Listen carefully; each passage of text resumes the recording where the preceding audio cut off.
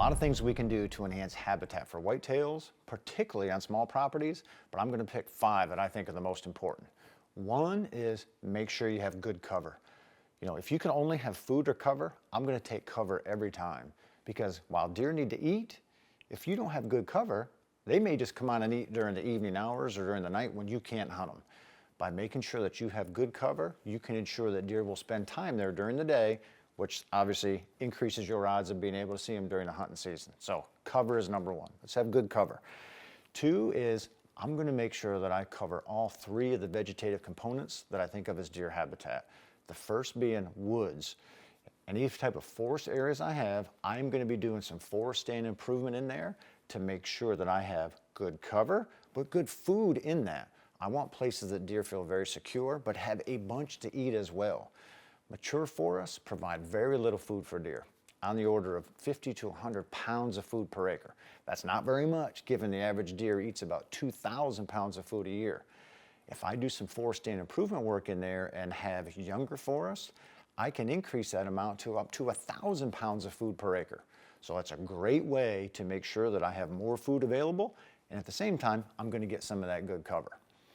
Number 3 is the second component of deer habitat is old fields or early successional vegetation. So this is not woody stuff, and this is not a food plot. I'm not planting this.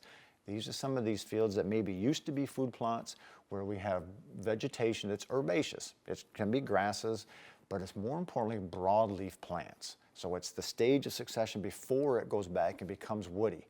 These are incredibly important to deer because they can grow tall, so we get really good cover for deer, but the broadleaf plants are incredibly important from a food end. From a pounds per square acre basis now, we can get from 1,000 to 3,000 pounds of food per acre. So suddenly now we have a bunch of food. It can start feeding a lot more deer, but even more importantly, the food here really shines from spring into early summer. That is a critical gap in whitetails world. So think about this. All the stuff we plant in food plots, we can plant and provide a bunch of food during the summer and fall, but that spring window we often miss. And think about what's going on in the deer's world. That's when does are going to the last stage of gestation. That's when fawns are hitting the ground. That's when they have to be producing milk. And this is when bucks are growing their antlers. So, you know, we often think about making sure we have food in the fall, but we can't miss that spring period. From April to June is when your habitat needs to be absolutely rocking from a deer management standpoint. Those early successional vegetation plants fill that gap, so they're not only good, they provide good cover, and they provide it at the right time of the year. The next component of good deer habitat, which this is actually number 4 on my top 5 list, are food plots.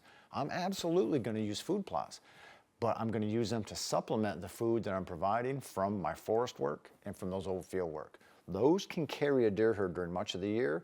My food plots now can specifically add a whole bunch of food and provide it in strategic places so that then I can get much closer to deer.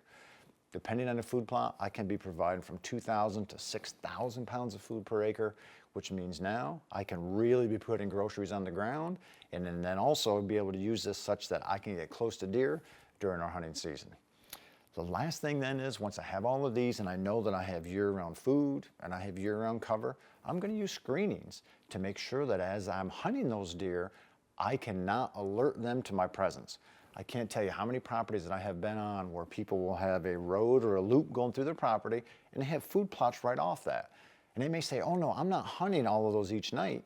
But if you're hunting them, ones that are way down the loop, just by walking past those other food plots on the way in, on the way out, you essentially are hunting those and educating deer to your presence. So there's a great opportunity in many places now to use screening such that you can get in and out of many of these places without deer knowing you were there, and that will greatly increase the huntability, particularly for small properties, and give you many more sits during the course of the entire deer season.